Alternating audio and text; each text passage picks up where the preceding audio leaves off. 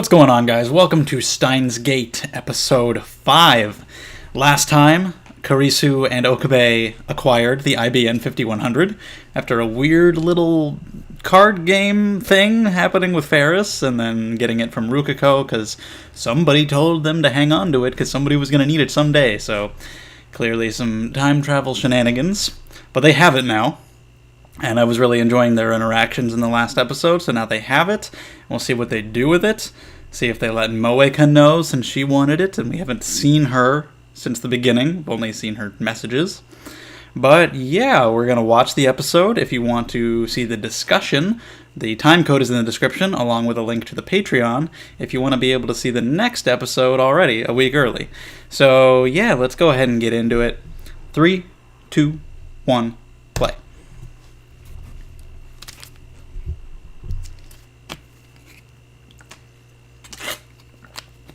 Now that they have it,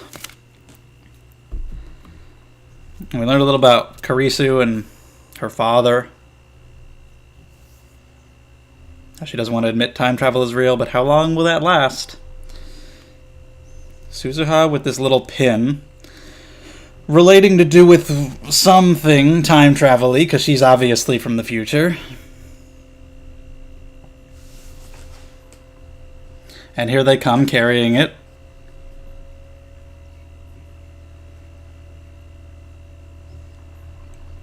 Still constantly arguing.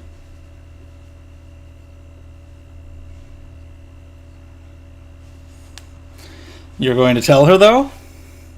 Oh my god. That squeal.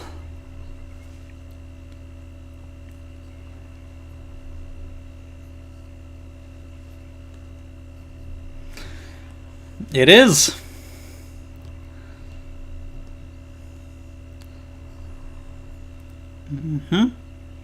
Chosen by God. Oh, she recognizes her and is very surprised. Whoa! Ready to attack. Okay. What is Kurisu's deal from this girl's future timeline? She an enemy?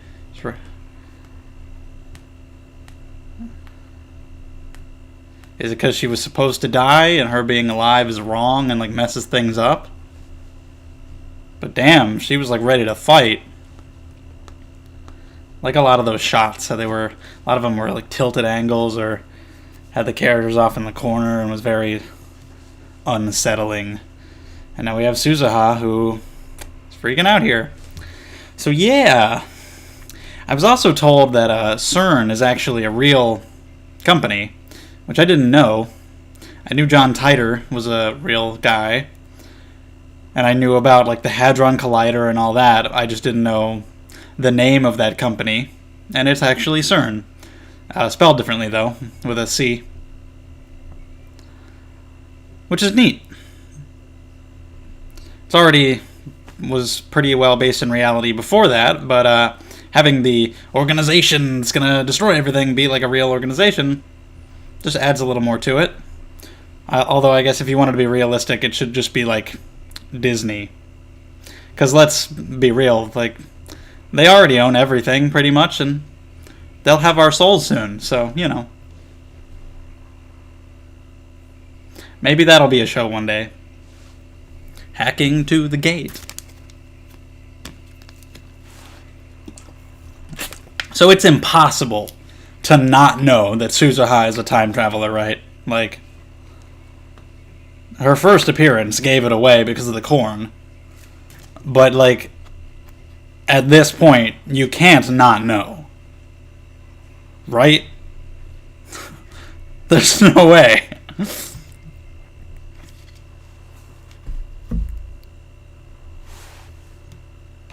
Starmine Rendezvous. Starmine?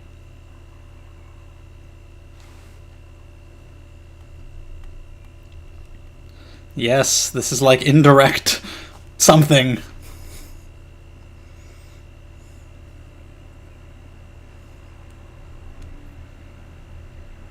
She's just happy to have you back. Have somebody else here.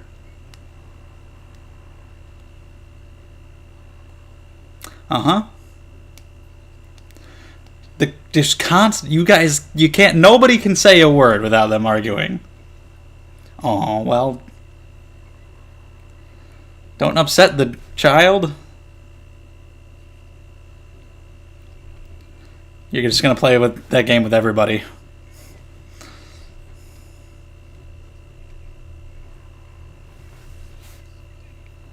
No. Stop it. Enough. And she actually continued it, but wrongly. Oi. This was 2011. Visual novel before that, so, yeah.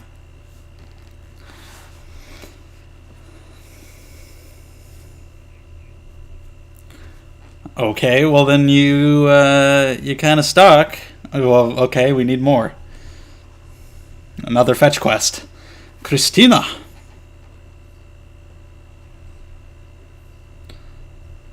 Why do either of you bother opening your mouths around the other person?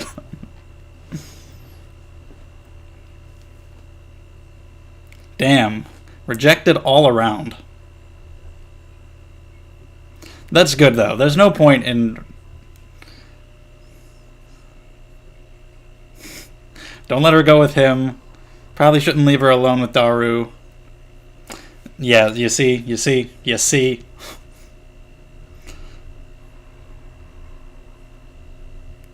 This is probably the best. It's for the best.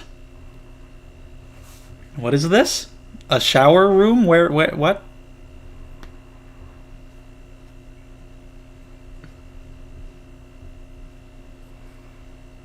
She's like, please tell me you don't shower here. No. Genuine distress.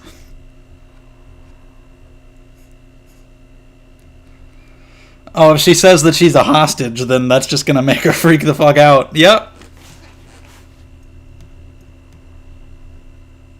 The relationship just gets worse and worse. And she's genuinely serious about this. She's like, I have to call the police. Oh. Can you do that? Is it technically a hostage? What is the literal definition of hostage? Can it be voluntary? Now she's just more confused than ever.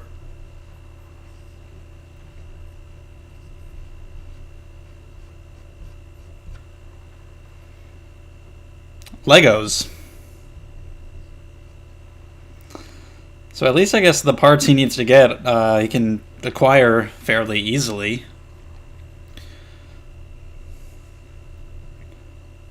They're in the future, and maybe dead.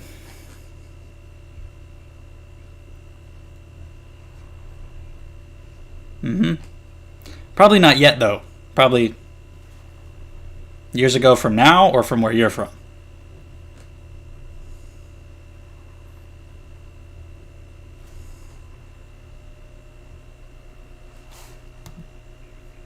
Well then, what is it?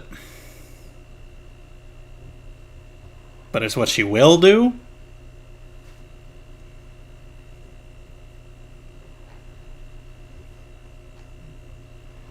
You cannot tell me that it's not the most obvious thing in the world that she's a time traveler. No, I don't think so. Yeah, she's from a fucking chaotic future. Just a helicopter comes by. An air raid. Jesus, girl. What kind of life have you lived? Surprised that she's as upbeat as she is. She sees Kurisu, she sees a helicopter, she sees anything that might set her off. It's immediately fucking battle mode. Okay. We got kimonos.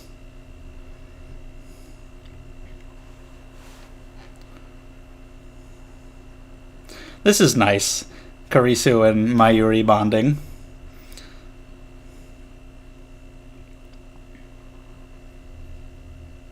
Okay, we got him.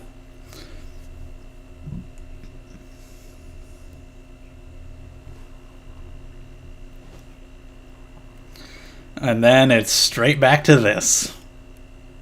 A little. Well, at least she admitted a little bit of it. As would be expected, you want to know what's actually happening.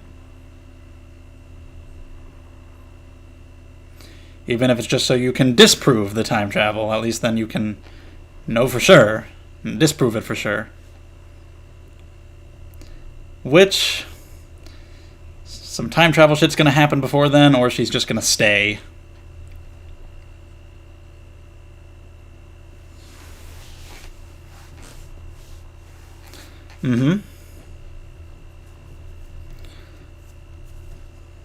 I think both of them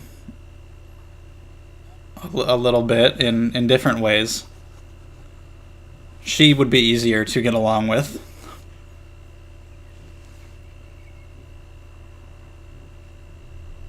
She had never seen fireworks before. You don't generally have those in dystopia, post-apocalypse, whatever.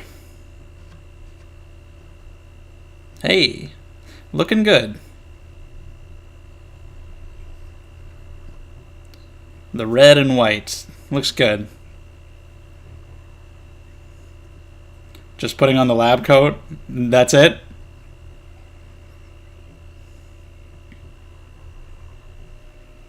So they won't wear one, so the fact that she's willing to do it, like, changes your opinion entirely. You have to have your hands in your pocket. The man is a fucking nut. He's insane. We must stand this way. Hands in your pockets. Hurry. This is a good pose.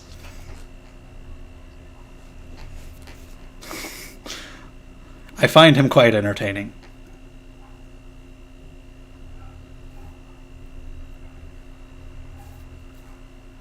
It's not an insult to ask you if you're hungry. You don't have to tell him to shut up. And you don't have to say that. And you don't have to give her a melted banana. Nothing but conflict from you two. Regardless of what the context is. People eat ramen all the time here, pal.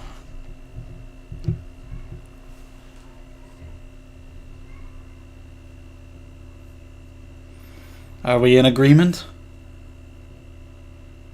He offered her the food. She said what kind he'll have, and I assume he gave it to her. Okay. We're fine. But now we're doing this. That game. Does this game exist? Did they make it after this? Can I play it? I'm curious. But now we're into conflict again because of this. Something like this that will just automatically bring about conflict. Donkey Kong Pepper.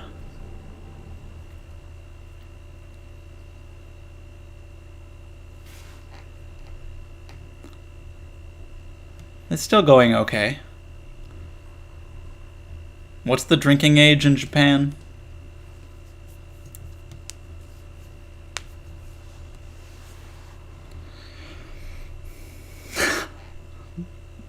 That's not subtle at all, man.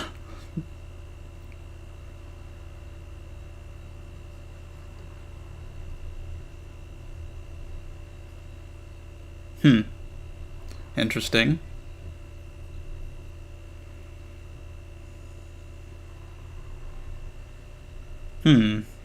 We'll see how that applies to the story as a whole. I mean, he's always thinking about the evil organization and shit. Just don't get so scared. Oh no.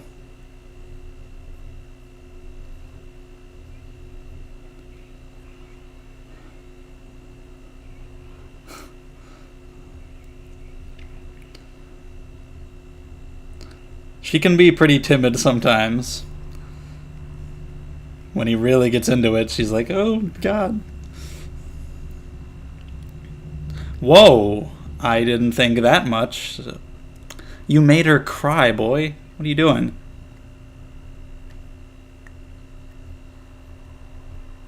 No, that didn't happen. Didn't even happen. I didn't know he was there.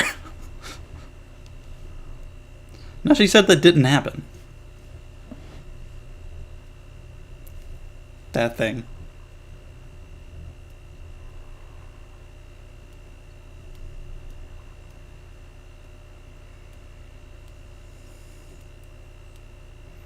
I do prefer her when she's kind of tougher and just trading blows with him, but it's interesting that she's got this softer side, and some of it is maybe a bit of a facade.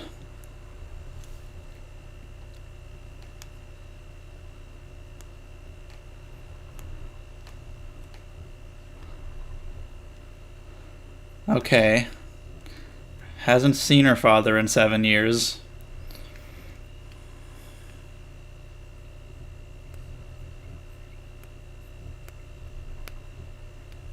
She spent 7 years in America. I don't know when she came back here.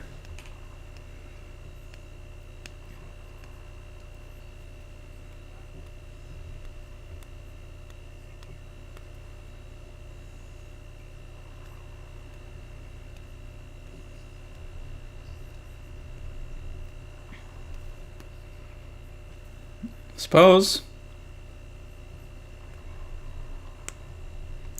I'm thinking it's going to be more than that.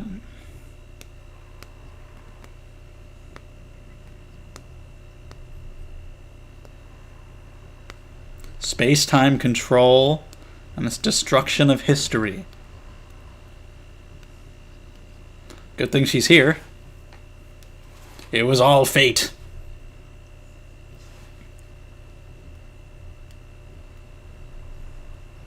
Creating a utopia.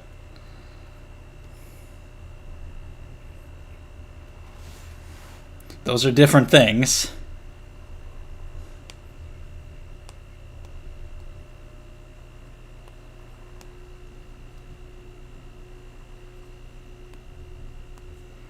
What?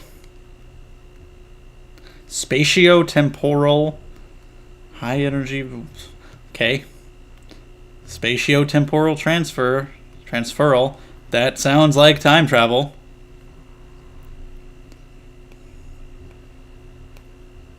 Been working on it for quite a while. That was a sudden edit.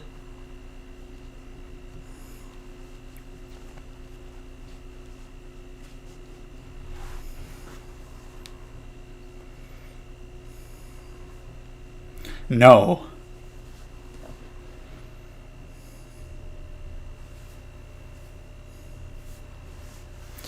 Okay. I don't. I'm glad she doesn't know either.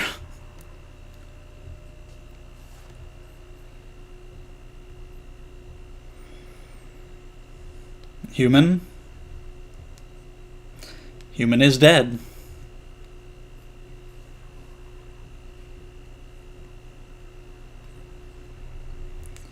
But what about the animals? If you got past animal experiments, what happened with the animals?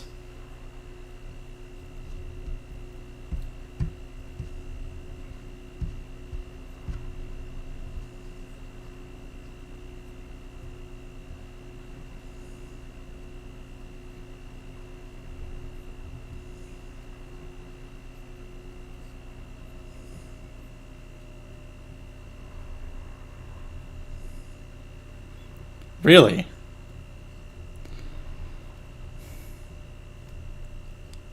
I see. I thought it was going to be just like, no, you're not. You don't have the clearance. You're not a high enough member of the lab. But it's for her sake, huh? But no. You can't leave at that point.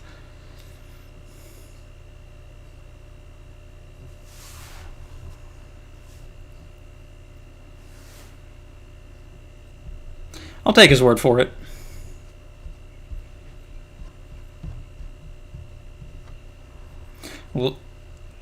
Legiarn? The hell is that?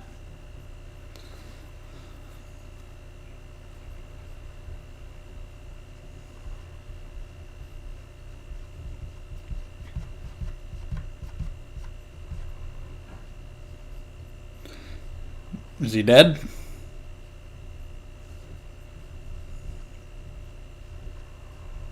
Seems like it.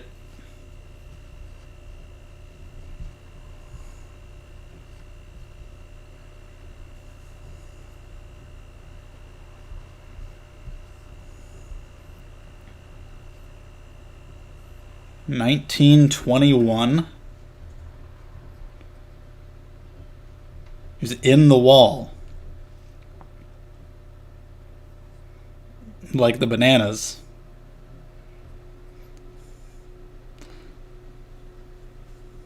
Yeah, you gotta be careful where it sends them. Send him to 1921. Jellified him into a wall. So it worked. It's just that he's dead. Partially worked.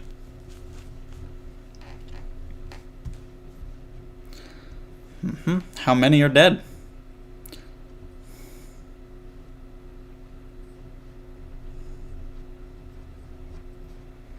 I feel like these things would be more well known.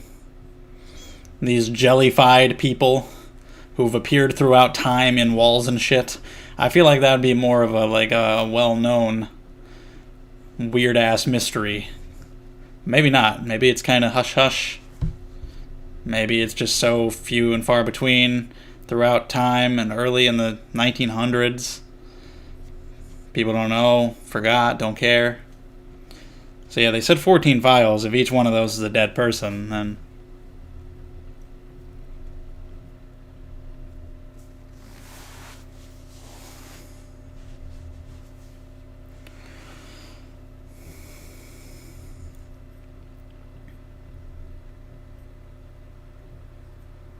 yeah, that much is a given.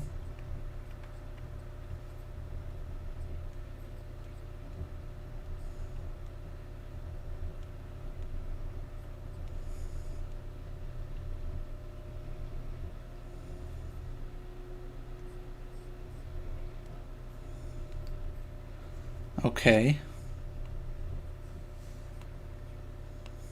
Boy. I didn't even think of that. Come on.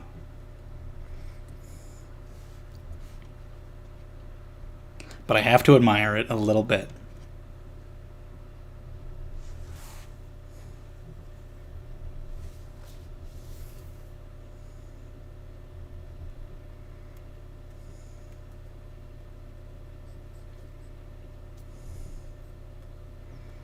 So you accept that this is happening? Time travel?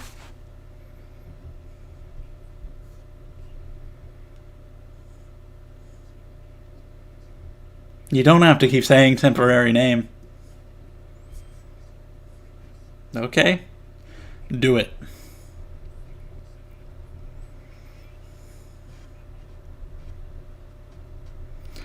Alright. Light Yagami vibes. Not just the voice, but you know.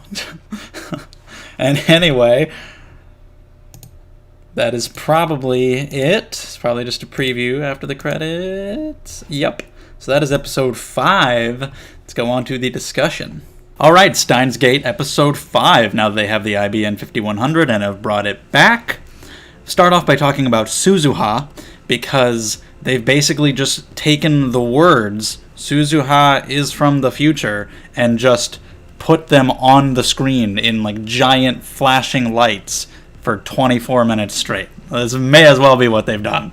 Like, it was pretty clear from the very beginning, from when she first showed up, or at least you'd have an inkling. But now, it's impossible to not know. Like, they're just shoving it in your face. There is a 0% chance that I'm wrong about this. I can tell you this. We already had everything before about the corn and her being a warrior and whatnot. She sees Makise Kurisu and she freaks out. She notices who it is and she immediately backs off and takes a fucking battle stance and gives her a death glare. She's about to kick her ass and is like, what the hell's going on? And we don't know. She talks to Okabe later, and she said that Kurisu doesn't know anything yet. So, from her future timeline, what does Kurisu do? Does she make some kind of mistake? I wouldn't think she is like a bad guy and works for CERN. Does she just make some kind of mistake in time travel research that she gets up to? I'm also thinking it's possible that she's supposed to die, because of course initially where Okabe was from she died, and maybe that was like the correct path, or the path that would lead to CERN not taking over, but then these shenanigans happened, and now in this timeline she's alive, and through various weird butterfly effect shit, we will then have CERN taking over. And if that's the case, that satellite that crashed and before, I don't know. I can't go off on too many tangents here. I'm just thinking, like, if that's the case, then who the hell knows? But yeah, maybe that's part of it. Like, she's supposed to be dead, and that'll be one of the conflicts of the show. Like, in order to stop CERN, Makise has to die, and Okabe will, like, try to find ways around that to make it so that she survives and they stop CERN. I don't know. But she sees a helicopter, and she once again, like, ducks and takes a stance. She's like, oh, it's an air raid. She's obviously from a dystopic future. She sees the helicopter and just immediately assumes air raid, and she's never seen fireworks before, and she's staring at this pin, and I don't know what it is. I don't know if that's some thing from who she works for in the future, or what it is, and she apparently knew an IBN expert who had died. I don't know if this person has died already, or if they died from her perspective, where she's from in the future. I don't know how far she is from and how old this person was. The person may not have even been born yet, where we are right now. But I don't know. So she's a time traveler. She's from the future. It's just extremely clear, and you cannot tell me otherwise. So I'm curious about the details with Kurisu. I'm kind of glad that they're making it so obvious, just because it's intriguing, especially now with her reaction to Kurisu. As for Mayuri in this episode, I really like her interactions with a lot of people, like the scene with Daru, where she's laying on his shirt and she's so comfortable and it's like a futon, and he gets all pervy about it, like, oh, she's touching my shirt and whatnot. But the fact that she gets to hang out with Kurisu for a little bit is cool. She's so happy when she comes back, just glad to have somebody else there, have a girl there, and her showing her around and everything was really fun, because Kurisu and Okabe, their relationship is constantly arguing about literally everything. Regardless of what comes out of their mouths or anybody else's mouth, they will begin arguing. One of them says something, and the other one will respond with some kind of insult or snarky retort or something. 100% of the time, practically. It's actually fairly impressive, and like I talked about before, I am still entertained by it, but it's nice to get away from that and have her bond with a lab member like Mayuri, who she can just be nice and friendly with. And it was funny when she was showing her the shower, and she's like, you don't shower here, do you? And it was like this genuine concern for her. And then the whole reveal of, oh, I'm his hostage. I was like, oh, is she going to say that? And then she did. And I'm like, oh, Jesus. And again, a genuine response where she was actually just like, I'm going to have to call the police. She was really worried. But she's like, no, I chose to be his hostage. So don't know the full details of that, but I guess this hostage kidnapper relationship is just what they came up with when she lost her parents, presumably. I don't know who decided this. I guess he probably did, since he comes up with the weird chuny shit. He was just like, from now on, you will be the hostage of Hoenn Kiyoma. And she's just like, okay, I accept that. It's my choice, sure. Like, as just his way of saying, like, I'll take you in and help care for you and whatnot, and be your friend and your family. Maybe. I don't know. It's interesting. As for Daru, he's like my least favorite so far, because there's not really a ton to him other than the otaku hacker guy. He says, like, leet speak stuff. I think it's kind of funny when he brings up the perverted stuff, like, which he does again several times in this episode, like at the end when Kurisu's talking about squeezing something through a hole, and he's like, oh, an imagination. That's sometimes kind of funny. And I like when he's being sarcastic to Ocarine, or shutting him down, or explaining things that he should know. But I don't dislike him. It's just that he's my least favorite so far. Okabe and Kurisu and Suzuha and a lot of those have a lot more going on and are more interesting. And Mayushi's cute. And I want to know more about the backstory with her and Ocarine. So Daru, I'm waiting for him to do more than just be a hacker guy. I buy all that stuff, because I can suspend my disbelief about hacking in most fiction, when he's just like, yeah, I can hack into this stuff, and there's probably no way they'll be able to trace me. I'm just like, okay, I believe him, that's fine. But yeah, I definitely want more with him in the future, just to get more investment in him as a character. But yeah, like when Kurisu is crying in this episode, and Ocarine is like, why is my assistant crying? And he's like, I believe she just told you why. That kind of thing is good. But yeah, as for that, Okabe and Kurisu, I really like the lab coat thing. Okabe is a very entertaining main character, and I just really liked his outburst about the lab coat, how he was so excited that she was willing to wear it. And it's like, come quick. Like, this was like the one moment where they weren't fighting. He was just way into her, and he was super happy with her. And he's like, no, you have to come pose with me. This is the perfect pose. And they just pose together in the lab coats. I thought that was great. Other than that, it's pretty much just constant bickering. They even play the card game from the last episode, and I'm like, no, don't play a game against each other. That's just gonna bring out conflict between anybody. It's gonna destroy you two. And it does, but it's really not related to the game. It's because she calls him Okabe, and he freaks out at this. But yeah, I think what she brought up during this game is definitely going to be relevant to the big picture of the show, about how Ocarine doesn't see the big picture and focuses too much on himself and his own strategy and not enough on what his opponent is thinking or if something might be a trap. I wouldn't say I've thought that about him so far, mostly just because from the beginning he has been thinking big picture stuff, like, oh, there's an organization and it's out there and it's trying to destroy the world or whatever. But he's also thought about it, like, from his own point of view. Like, they must be coming after me. They're hacking into my phone. What is this, the organization after me? So, I don't know, but I think going forward, that scene was definitely meant to foreshadow that that is going to be what he is like when the grander plot kicks in, that he will focus too much on what he's doing without thinking about what his opponent may be doing and thinking about the big picture. I'm fairly confident, like, just from a writing perspective, that's why you would write that scene into the episode and why you would have her say that. So I'm just curious to see how that plays out and how that affects his character later. But yeah, he freaks out at her because she doesn't call him Houi and Kiyoma, and this actually makes her cry. And this is kind of interesting. I'd prefer her when she is being cool and snarky and able to just trade insults with Ocarine back and forth and just be on his level. But then she reveals this more timid side to her, or the more tsundere side, where she blushes and is like, no, it's not like that or anything. And I do prefer the other side, but I do think it's interesting that she has this other side to her, and that she's not just that all the time, and that she can be this timid person who is actually pretty emotional, as we see here. Like, just his freak out brings her to tears.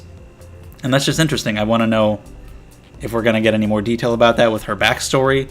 Like, just, is there any particular reason she's so quick to act that way at somebody yelling at her? Or is it just how she is? I don't know. But that's cool that she has this other side to her. And I wonder, like, how much of her general persona is kind of a facade. Like, how much of it is her trying to act tough and cool. I don't know, but then Ocarine kind of does show that he's not really paying much attention to things outside of himself by saying, why is my assistant crying? Even though she just explained why, and Aru says she just explained why. He does act worried for her later, though, which is good, when they're getting into the details about CERN stuff, and he's like, are you sure you want to be here for this? You could actually have a good future ahead of you. We don't want to get you wrapped up in this stuff. So he is actually thinking about other people's well-being. We saw before him, like, saving Mayuri from the microwave explosion and whatnot. So that's good. And we also know she hasn't seen her father for 7 years. We learned before about how he was, like, way into studying time travel, and she doesn't want to repeat whatever mistakes he made. And I don't know how long she's been here. She was in America for 7 years. I don't know when she came back, if that was recently. But she hasn't seen her father for 7 years. And she says, I don't think he's in America, because she says her mother is in America and I haven't seen my father for 7 years. So if he was in America, she would just say that, unless he also is, but she also hasn't seen him for 7 years. But I would assume he's here. She left to America for 7 years, has come back, and since coming back has not gone to see him because of whatever bad blood is between them, or whatever hang-up she has about him, or whatever. I don't know. Anyway, by the end of the episode, after they've seen all the details of CERN's planning and whatnot, Ocarine is like, we're going to make a time machine and change the world's ruling structure. So basically what he's been thinking all along, and so we're in it now. Like, that's the goal, that's what we're going to do. Kurisu seems to be along for the ride. She's saying, I'm a lab member till I go back to America. I'm thinking either something is going to happen before then that's going to cause some time travel stuff to happen, or she's just going to stay, because she's got to stay now. She even says earlier, like, I'm not going home. I'm not going to be able to sleep with all this on my mind. She's got to be in it for the long haul now. She's at the point where I feel like you can't deny it anymore. I don't know if she's still skeptical about it being time travel, but she's clearly in it now, and there's no way you can leave at this point. But yeah, we do get those details about the human is dead stuff, and one of the most boring parts of the show is just like the technical speak when they go into detail about some of the stuff that CERN is doing. Just because I don't know what they're talking about. Like when they get into the technical specifics about these things, it's just I appreciate it just because it shows the thought that was put into writing the story, and it shows what kind of story it's going to be in relation to the time travel. Like, there was thought put into it. We are working off of some kind of real world logic, even if we have to twist it a bit to work with this fictional time travel. But yeah, it shows the effort put in, and it shows the basis in reality and science, and it shows the character's knowledge. But for me, like, there's really nothing to absorb or think about when they're just saying this stuff, because I don't know what they're talking about. So I just kind of have to be like, oh, okay, sure, I accept what you're saying. I believe you. Okay, But yeah, it's not like there's been a ton of that. It's just been a couple scenes here and there throughout the episodes. There was a little bit of it in this one. But yeah, it's a tiny little issue. Not even an issue. It's just like, there might be a minute of dialogue where I'm just like, okay, didn't really get much out of that, but I get why it was there. But anyway, we've got 14 files, each one seeming to be about a dead person, so it seems like at least 14 people have died in CERN's attempt to time travel to make a utopia. And they said they did animal testing. I don't know what happened there. Was it successful with animals? So I would think if not, they wouldn't move on to humans.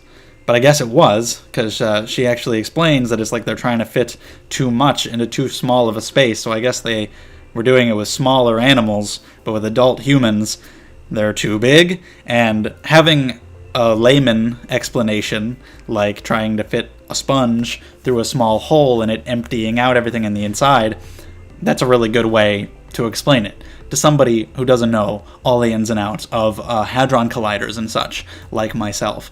That was pretty good. But yeah, these people were sent to the past and jellified, like the bananas, and in some cases put into walls, because you got to be careful where you send them. You might send them into a wall. So it does send them back in time.